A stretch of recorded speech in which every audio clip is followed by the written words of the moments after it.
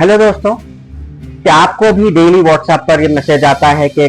मुबारक हो, आप लाखों का इनाम जीत चुके हैं? या फिर वो फेक फेडेक्स का डिलीवरी मैसेज जहां लिखा होता है कि आपका पार्सल अभी निकल चुका है,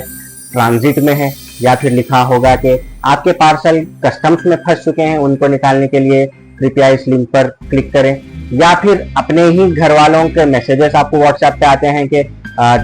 अपने बच्चे का मैसेज अपने बाप को आता है कहते हुए कि डैडी मेरा फोन बंद हो चुका है और मैं यहाँ पर फंस चुका हूँ, मुझे इतने पैसों की जरूरत है। अगर आप सबको ये मैसेजेस आ रहे हैं तो आपको ये सारे स्कैम्स के बारे में जानना जरूरी है।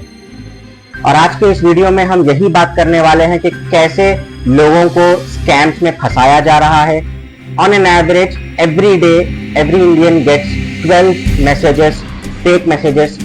Using AI. तो एआई के इस्तेमाल के साथ 12 मैसेजेस एक दिन में हर इंडियन के फोन पे आते हैं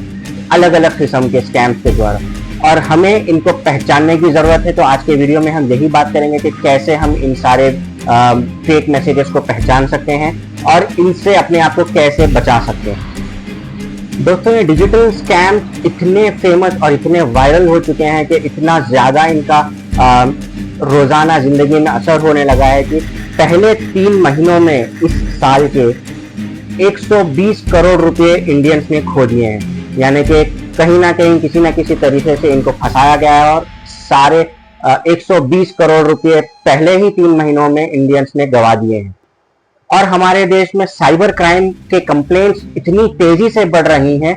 कि पहले 3 महीने में जहां 120 करोड़ इंडियंस गवा चुके हैं, वहीं पर 7,40,000 कंप्लेंट भी साइबर क्राइम में द्वारा रिपोर्ट की गई हैं। तो दोस्तों, समझते हैं ये डिजिटल अरेस्ट या डिजिटल स्कैम होते कैसे हैं। तो पहले जान लीजिए कि स्कैमर आपको सबसे पहले कांटेक्ट करने की कोशिश करेगा एसएमएस के जरिए, या फिर हो सकता है वो व्हाट्सएप के जरिए भी आपको कांटेक्ट करने की कोशिश करें,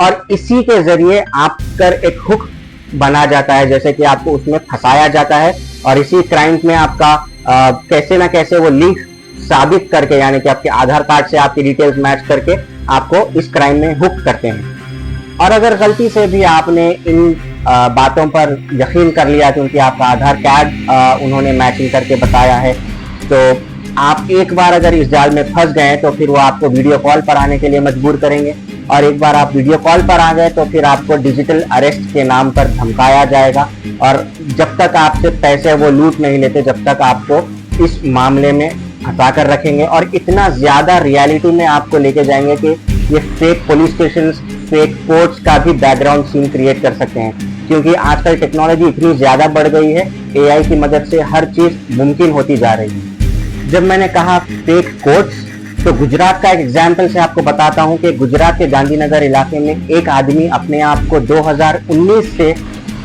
अपना जज के तौर पे अपने आप को बता रहा था और 2019 से जजमेंट्स पास कर रहा था अपने ही क्लाइंट्स के फेवर में। ये यूजुअली लैंड की डीलिंग्स में अपने क्लाइंट्स को जो है पैसे लेकर उनके हक में जजमेंट्स पास कर रहा था, और रिसेंटली अभी उसका ये रैकेट बस्ट हो चुका है और गुजरात पुलिस ने उसे अरेस्ट किया है। तो दोस्तों, ये सारे स्कैम्स कहाँ से हो रहे हैं? ये मिनिस्ट्री ऑफ होम अफेयर्स के डेटा के मुताबिक 46% डिजिटल स्कैम्स के पीछे कल्प्रिट्स म्यांमार, कंबोडिया से ऑपरेट कर रहे हैं। स्कैमर्स ने डीप फेक वीडियोस और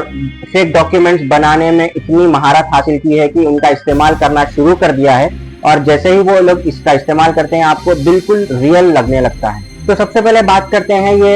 एसएमएस के द्वारा कैसे लोगों को फंसाया जा रहा है। एक फ्रॉडस्टर्स एक एसएमएस भेजते हैं जिसमें दिखता है कि इंडिया मेल, जैसे कि आप इस फोटो में देख सकते हैं, और पैकेज डिलीवरी में डिले होने की बात आपसे बताई जाती है कि आपका पैकेज डिलीवरी में डिले हो रहा है इनकम्प्लीट डेटा के कारण, यानी कि इनकम्प्लीट एड्रेस की वजह से। तो आपका एसएमएस में लिखा होता है कि 12 घंटे के अंदर आप इस एसएमएस के इस लिंक पर क्लिक करके अपने एड्रेस को आप अपडेट कर सकते हैं, ताकि जैसे ही आप वो एड्रेस या फिर अपनी पर्सनल डिटेल्स उसमें अपडेट करते हैं वो सारी डेटा को कैप्चर कर सकते हैं। और इससे कैसे बचा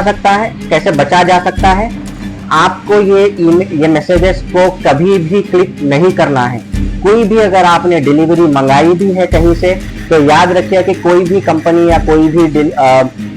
एजेंसी आपको इस तरीके का मैसेज भेजकर, लिंक भेजकर अपना एड्रेस अपडेट करने के लिए कभी नहीं कहेगी इस बात का आपको हमेशा ध्यान रखना है कि कभी आपके हाथ में हो या आपके बच्चों के हाथ में फोन हो तो ऐसे मैसेजेस को इमीडिएटली अपने फोन से डिलीट कर दीजिए। और अब बात करते हैं व्हाट्सएप पर आने वाले अलग अलग स्कैम्स के मैसेजेस के बारे में, जिसको आपको जानना बहुत जरूरी है, क्योंकि ये अक्सर आपसे इमोशनली अटैक करने की कोशिश करते हैं। जैसे कि पहला एग्जांपल आप देख सकते हैं कि कोई मैसेज करेगा कि पापा मैं बहुत परेशान हूँ, मेरा फोन बंद हो चुका है और मुझे इमीडिएटली इतने पैसों की जरूरत है। इस एग्जांपल में आप देख सकते हैं कि कैसे एक यूजर ने रिप्लाई किया है कि मेरा तो बेटा 1 ही साल का है।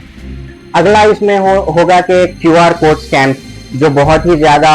आसान तरीका है आपसे पैसे लूटने का। आपके व्हाट्सएप पे कोई भी QR कोड भेज सकता है और बता सकता है आपको कि आप इस QR कोड को स्कैन करने पर आपको आपका जो भी प्राइस है वो मिल जाएगा। लेकिन आप कभी भी गलती से भी अगर इस QR कोड को स्कैन कर देंगे, यानी कि आप अपना फोन, अपनी complete phone with login credentials आप अब किसी और थर्ड पार्टी के हाथ में दे चुके होंगे। तो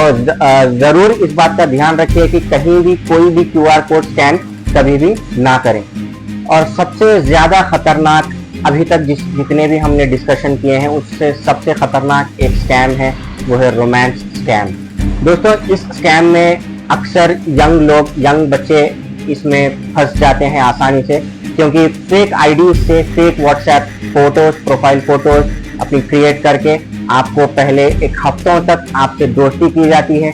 कई हद तक आपको इमोशनली कनेक्ट किया जाता है। उसके बाद जब मिलने की बात आएगी, जब आपसे बात करने की कोशिश की जाएगी और कहा जाएगा कि आपसे आज या परसों मिलेंगे, और जब मिलने की बात आएगी वो कहेंगे कि मेरा दोस्त कहीं पर बीमार है और मेरे पास इस वक्त इतने पैसे हैं नहीं, क्या आप मुझे कुछ अमाउंट की हेल्प कर सकते हैं, फिर हम कल या परसों मिलेंगे। और इसी के चलते अगर आपने उसी इमोशनल कनेक्ट के चलते आपने अगर किसी को पैसे दे दिए, तो फिर सोचिए आप पैसे भी दे दिए और जो आप 3 हफ्ते या 2 हफ्ते या 4 हफ्ते तक जितना भी आपने बातचीत की वो भी सब झूठ था और पैसे भी आपके चले जाएंगे। तो ऐसे स्कैम्स में आपको बचने की बहुत ज्यादा जरूरत है। पहले ही अगर आप ऑनलाइन किसी से कनेक्ट करते हैं तो सबसे पहले ये देखिए कि क्या वो इन पर्सन आपसे मिलने के लिए रेडी है या फिर वीडियो कॉल पे अपना फेस रिवील करते हैं या नहीं। ऐसी चीजों से आपको बचना बहुत जरूरी है, वरना आप अपने पैसे जितने भी आपकी सेविंग्स होगी, हार्ड अर्न मनी होगा, वो सब आप एक झटके में गवा सकते हैं। तो दोस्तों, अगर ऐसे स्कैम्स में आप फंसे हैं या फिर ऐसे स्कैम्स पे अगर कोई मैसेजेस आपको आते हैं या फिर आपको कोई कॉल्स आते हैं, तो सबसे पहले इनको साइबर क्राइम में रिपोर्ट करिए। और कैसे आप अपने आप को भी अवेयर रख सकते हैं इन चीज़ों से, ताकि आप अपने आप को बचा सकें। सबसे पहला काम, अगर कोई आपको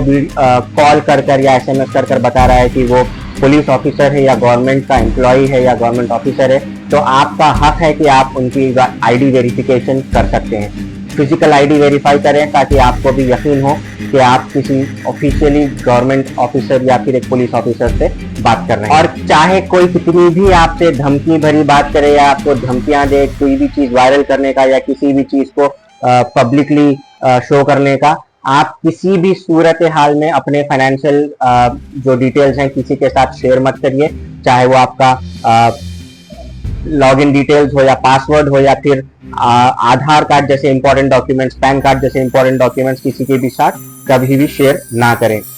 तो दोस्तों, उम्मीद है कि आज के इस वीडियो में आपको जो जानकारी मैं देना चाहता था वो आप तक जरूर पहुंची होगी। और अगर वीडियो को आपने यहाँ तक जरूर देखा है तो इस वीडियो को सब्सक्राइब और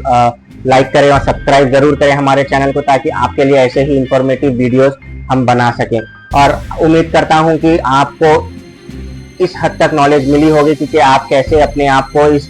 डिजिटल स्कैम्स और डेली बेसिस के जो स्कैम्स हमारी जिंदगी में हो रहे हैं उनसे आप अपने आप को कैसे बचा सकते हैं। बिल्कुल सतर्क रहिए, सावधान रहिए और अपने आप को इन चीजों से बचा कर रखिए। मिलते हैं अगले वीडियो में, तब तक के लिए जय हिंद।